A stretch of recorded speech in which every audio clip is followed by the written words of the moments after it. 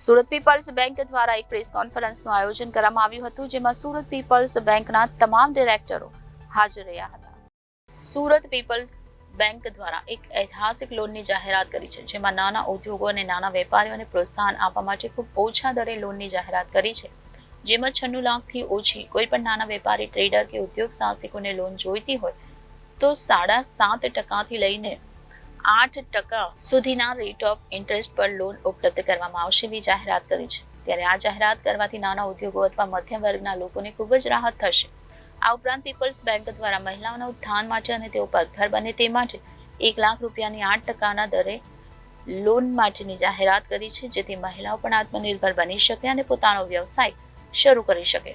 આપણે પત્રકાર ભાઈઓથી આપણા સુરતના અને સાઉથ ગુજરાતના નાગરિકોને જણાવવા માગીએ છીએ કે આપણા પ્રધાનમંત્રી મોદીજીનું જે વિઝન છે કે નાના અને મધ્યમવર્ગીય અને MSMEને આપણે ઉપર લાવવામાં આવીએ તો આપણા દેશને સશક્તિકરણના માર્ગે લઈ શકીએ.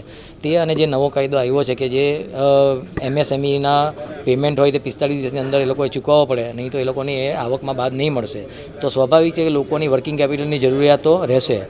મોટા જે લોકો હશે તો ગમે ત્યાંથી લોન મેળવી જ લેશે, પણ અમે આ સમયે સુરત પીપલ્સ બેંક નાના લોકો માટે એક ખાસ લોન લઈને આવી છે, જેમાં 96 લાખથી નીચેની લોન હોય તો વર્કિંગ કેપિટલ હોય કે ટર્મ લોન કે મશીનરી લોન હોય તે 7.5% થી 8% દરે ઉપલબ્ધ કરાવવામાં આવશે. અને એના માટે કોઈ ગેરેન્ટરની જરૂર નથી, કોઈ પ્રોસેસિંગ ફી નથી, કોઈ રિન્યુઅલની ચાર્જ નથી.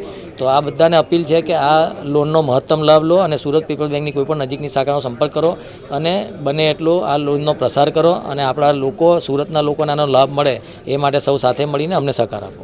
ધન્યવાદ.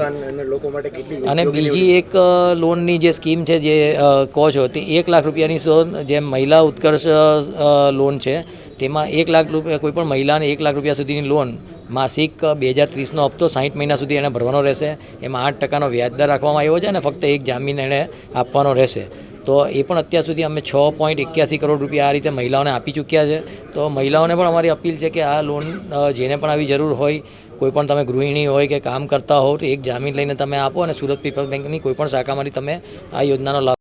Reporter Arvind Rathod, Janadesh news, Surat.